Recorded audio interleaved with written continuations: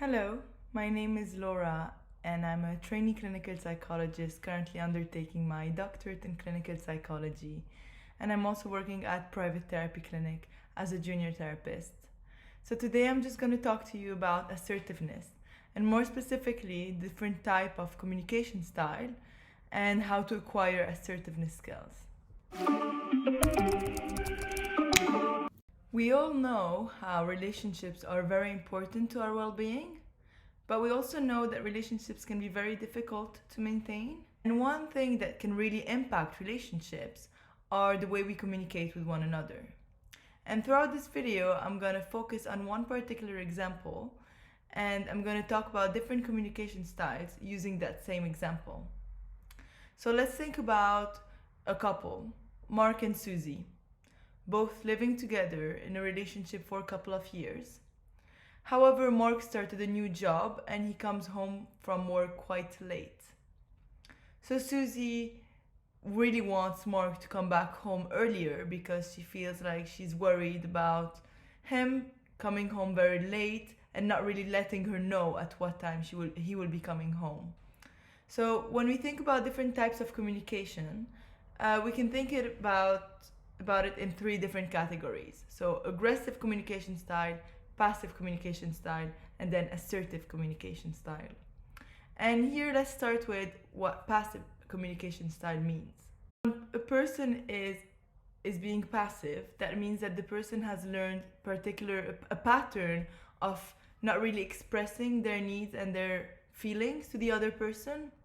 And so if we think about the example of Mark and Susie, that means that if Susie were to tell Mark that she was worried about him coming home late and that she would like him to let her know at what time he will be coming home, Susie will not be able to say this to express her worry about the situation. A way she could actually, the way this conversation could go if you're using a passive communication style is that Susie could tell Mark, oh, you're coming home quite late. Oh, okay. Okay, that's fine. The outcome of this is that Susie did not communicate how she was feeling about the situation, and nothing really changed, so she didn't really there wasn't any positive outcome to the conversation, except the fact that there was no conflict between herself and Mark. So she didn't challenge him, she didn't there wasn't any conflict, so there wasn't any kind of difficulties in that conversation because she wasn't able to express her needs and her feelings. So with that type of communication style, being passive, the relationship is maintained. There is no conflict that rose from the conversation, but on the other hand, Susie didn't get what she wanted. She wasn't able to express what she wanted, and therefore nothing really changed. If you think about the other complete opposite, it would be an aggressive communication style. And in that situation, what happens is that a person would express their feelings, their needs, without really taking into consideration the other person's feeling and needs. So Susie could say something along the lines of, Mark, you don't care about me, you just come home whenever you feel like coming home and you don't really tell me when you're gonna come, and that's really annoying. You should come home earlier and you have to let me know at what time you come back home every day. The issue with this kind of communication style is that, yes, there may be changes. Mark may start telling her what time he comes back from work. He may come earlier. It's not guaranteed. But what did happen is that there was a conflict within the relationship. The relationship wasn't maintained the way it was with the passive communication style. And so we want to think about, okay, how can we find the right balance? How can we get what we want while maintaining the relationship with the other person? And this is when we talk about assertiveness. So what is assertiveness? We hear about it very often, but what is it really? So it is a type of communication style. And the thing with assertiveness is that it's about being honest, being open, and really expressing our feelings and needs to the other person without assuming that they would know. So here it's the right balance between being aggressive and being passive, because what we do is that we do share with the other person our needs clearly, but at the same time we take into consideration their own perspective and we respect the other person. So it's really based on respect and honesty. To illustrate assertiveness skills, I'm going to use the same example of Susie and Mark. However, this time I'm actually going to go into detail so that we use this as an opportunity to learn how to acquire this particular skill. And so there is a psychologist, her name is Marsha Linehan, who was the creator of Dialectical Behaviour Therapy, and who came up with an acronym to learn skills for to learn how to become assertive. And the initials are the acronym is Dear Men. So Dear Men, and I'm gonna go through each letter with you using the same example of Mark and Susie. First letter of the word of the acronym is the letter D, and D is for describe. So here really what the person would need to do is to describe the situation as it is, using facts only, no feeling or emotion involved. So in the example of Susie and Mark, Susie could say something along the lines of, Mark, you come home quite late every day and I'm not quite sure about the time you will be coming home, so I am not able to plan accordingly dinner plans or to organize something, an evening for myself. So here she really described the situation without really saying how it makes her feel. The letter E is for express, and here we're talking about expressing feelings and needs. We want to make sure that we're not assuming that the other person knows how the situation is making us feel. So in the example of Mark and Susie, what happens is that Susie could say something along the lines of, Mark, when you don't reply to your phone or when you don't keep me posted, I feel worried about you and I feel frustrated because I'm often waiting for you. By you letting me know at what time you're coming back home, it will allow me to make other plans and to stop worrying about you. As you can see here, she really expressed what she felt. She didn't use any kind of should or must statements.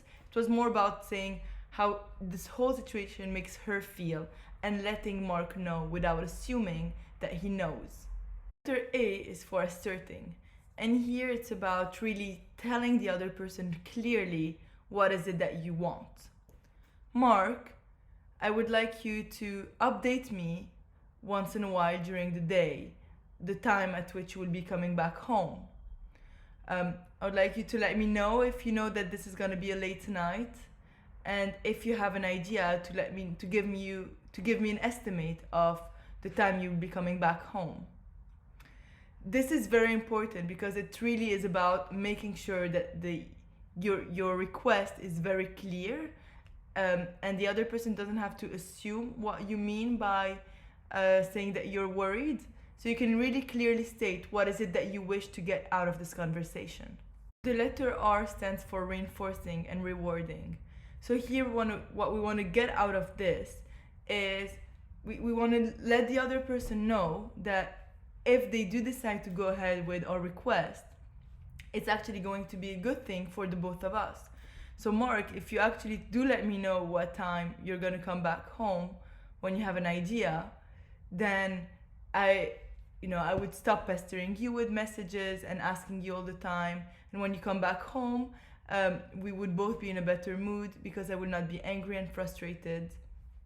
So here you're really rewarding the behavior in a way. The part of the acronym is the word men. And the letter M stands for mindful. And the idea here is that it's important to stay mindful and to stay focused on what the request is. Really having a clear idea of what the request is and what we want to get out of the conversation. So if we feel that the conversation is diverting, really bringing ourselves back to the request and the topic and our own feeling and emotion about the situation. The letter A is about appearing confident, and this could just be about making eye contact, having a specific posture, open posture, and really appearing confident and the way you're asking for the request. And this could be quite difficult, but the more you practice it, the better, the easier it becomes. And finally, the letter N is for negotiation. It's very possible that you would need to negotiate. If you want to get something, you may have to give something back. So for example, if Mark said that it's not possible for him to update you because he may not know at what time he will come back, you can negotiate and think about, together as a team, how can I make sure that I'm not worried? I have an estimate of, when you will be back home. And one way of negotiating, one solution to that problem, for example, would be that Mark could let Susie know as soon as he has an idea, or he can let her know if he feels it's going to be a long night.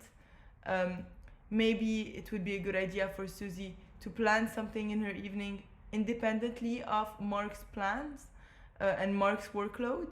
So these are just some ideas, but of course it will be made as a team between Mark and Susie, and thinking together about a solution for this specific difficulty.